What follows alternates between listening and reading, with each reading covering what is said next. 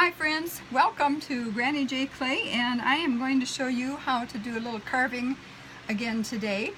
I put out a preview earlier this morning about the umbrella that I made, or the parasol, and both the top, or the skin on the top, I call it skin, and on the inside, they're different patterns, but they are made the same way. And I carved through the pink clay to get to the white clay, and I did something similar to this last week, and I showed you that, but I just thought I'd show you this as well. It's just really very easy to do, and if you have a floral sort of stamp, or any kind of a stamp that's rather large print, the very tiny prints are harder, I think, to carve through, but so I would just suggest a bigger one. I use this one, and this is from Hero Arts, and I think it's called Flourish. Let me look here. Flourish, yes, Design Block Flourish.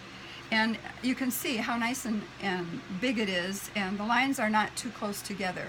This seems to work perfectly for what I like it for. Maybe you would be willing to try something that has lines closer together, but since I'm just learning, I like to do this kind, and I just thought I'd show you that. And also, I used this one on the inside. The other one was on the outside of the umbrella. This is on the inside, and I can't tell you what this was because I peeled it off the wood block. I do that a lot, and then I don't know where it comes from, but I've had it a long time. But you can tell it would have good lines to follow as well if you impressed it into the clay to carve it. Okay, so let's get started. I don't know that I will be, I was going to show you. These are the tools that I'm going to use today. Mostly probably this one. It has kind of a V. I don't know if you can tell. It's got a V there. I'm trying to get it where the clay isn't showing so you can see it better, but that seems to carve best for me, and sometimes these tools do as well. I used this tool the other day when I carved something, and that worked nicely when I did my flowers, and maybe you've seen those too. I have posted pictures. Anyway, and then I'll use these other ribbon tools here and there probably as well, depending on what area of the design I'm carving into. And today I have used Souffle, and it's called Royalty. Isn't that pretty? And also Primo White. Those are the two I've chosen. And I've used white as the under clay, and I'll show you that. So there's the souffle, and I've already imprinted the pattern. You don't have to imprint it very hard, just as long as you have a pattern. So don't feel as though you have to press really, really super hard, but just enough to get it on there. And then on the back is the white. Now, depending on what you want, as far as a pattern or what you want to do with your piece, of course that would depend on the colors that you choose too. You would make wise choices about the colors, I'm sure. But this one, I mean, you can use most any color for an umbrella. And on this particular umbrella, I made a whole bunch of little balls and put them around it. And I have a light bulb that I placed this on top of and let it cook. I'll get to that more later, but for now I want to show you, my main point is to show you how to carve a little bit. Excuse me, I must have a frog. And I apologize, I'm trying to talk loud because I do have a fan going because it's another warm day here. So let's see, I'm going to start right over here, and it doesn't matter where you start, just go ahead and choose an area, and don't be heavy-handed with this. It's very easy to go through the white clay, pierce the white clay, and I still do, but I'm doing that a little bit less now as I practice more, so just wanted to let you know that. So I'm just going to start right here, and you may not be able to see this design, and I have it on a piece of paper, so I can just turn it any which way I want to turn it to make it easier for me to carve. And I'm just going to stop right there, and I'm going to turn it a little bit so I can come around the corner here, and then I'm going to show you in just a minute. And sometimes you have to go back and clean up a little bit too, because you might not have pressed hard, like right there, for instance. You might not have pressed hard enough. Sometimes I'm afraid I just am pressing too hard and I'm getting too much, but that's pretty good. All right, let me just show you what I just did. You see? Isn't that pretty? And then once you get a whole sheet of this, you can do whatever you want to with it. Now, let me just explain while you look at that. I rolled out, of course I conditioned the clay really well. And then I rolled out the Primo White at my largest setting, which is 0. And then I also conditioned my purple clay, or the Royalty clay, the souffle clay. And I rolled that to a 3. And then I combined the two, and I rolled them through my the food processor again, excuse me, at my highest setting. So it was thin and then thinner, and then you're ready to go. And did I say 3?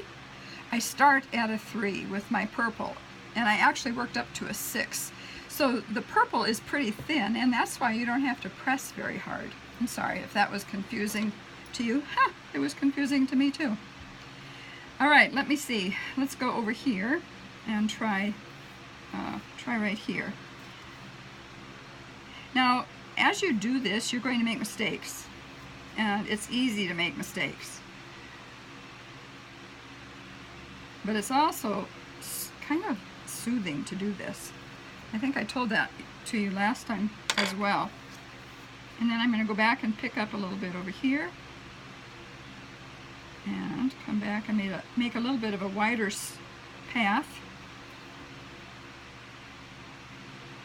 And your design, once you carve it, probably won't be identical to what that stamp was, but nobody will know. Nobody will know. They'll just see a pretty design and think it's wonderful, and they won't know that you didn't follow your stamp just perfectly. Because once you get done with this, we are going to roll it through the pasta machine again.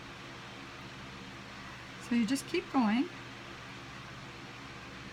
Sometimes if you get a piece on there, you just kind of take the clay that you're collecting and just pick it up.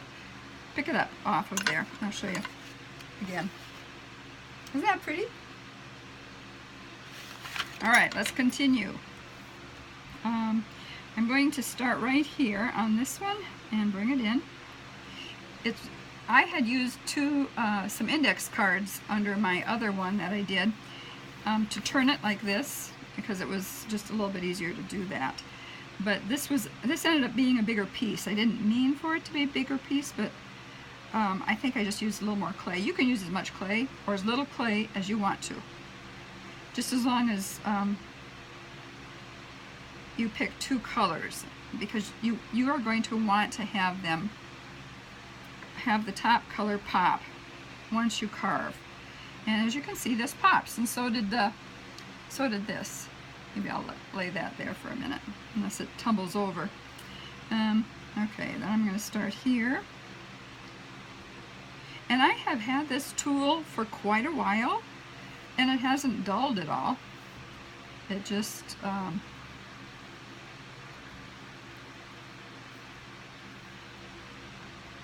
I am going to move that. That's kind of in my way. It hasn't dulled at all. It's been just fine. I wouldn't want anything bigger than this, however. Wider than this. I do have one. Let me show you that. And it is for carving clay. However, it is for... is that it? It's this one. Do you see the difference in size?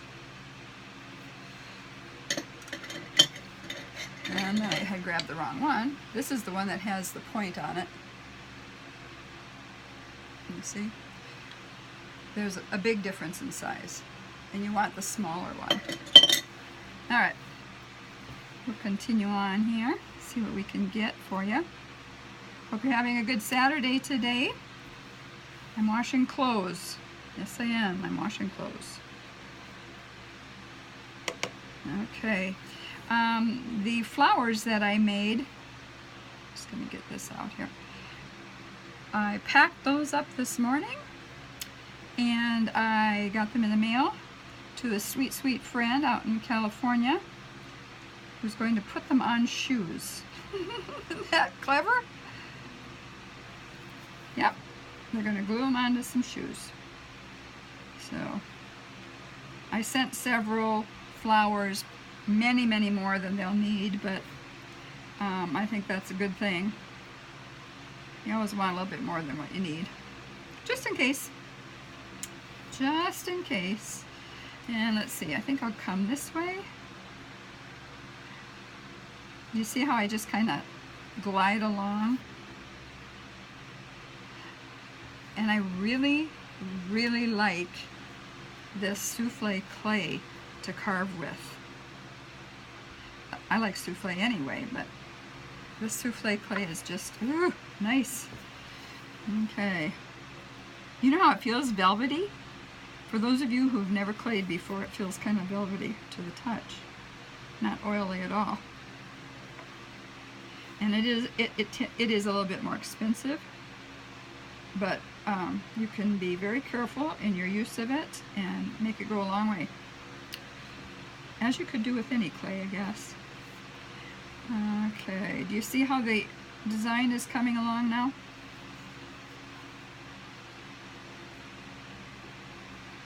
And you know, I was thinking about how you could lay how you can embed the clay into the stamp, you know, and shave it off, and then we've done that before too.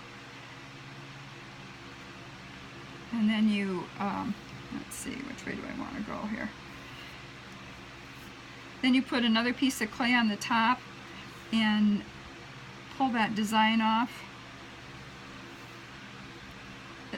That's what this reminds me of a little bit, but to me this is a lot easier. I don't know. You may not think so. You just have to give it a try. If you haven't tried it already, you know, I may just be fooling myself, and a lot of people have already tried this. So if you have, please, I would love to see your work. Give me any hints that you've done or used that make your work better. I would love to know that. This is my, what, I think, well, only my second large piece to carve.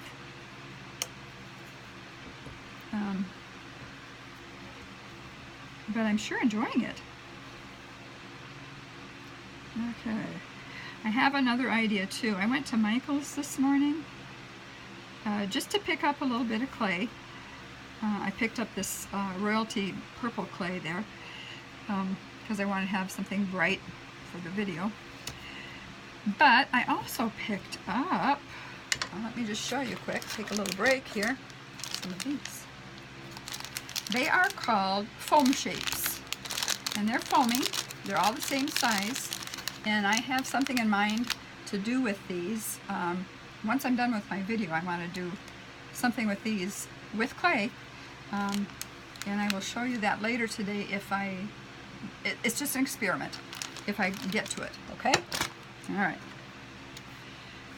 Isn't it fun when you go into, I mean, it's kind of dangerous to go into a craft store for me.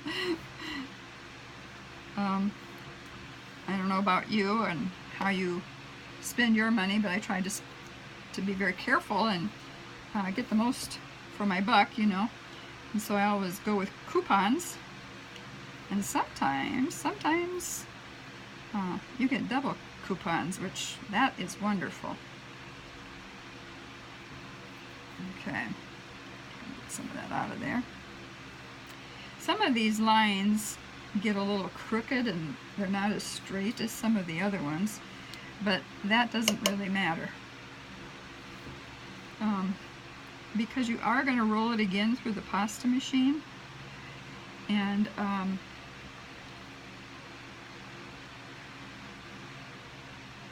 it will look better once you do that. A little deep on that one. Okay.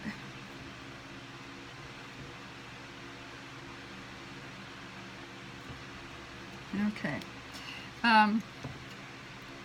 Hopefully, because if you do clay, I'm hoping that you have floral stamps already at home, or some sort of a stamp, maybe a word, I don't know, maybe a leaf or a feather or a tree. Something like that would be pretty carved as well.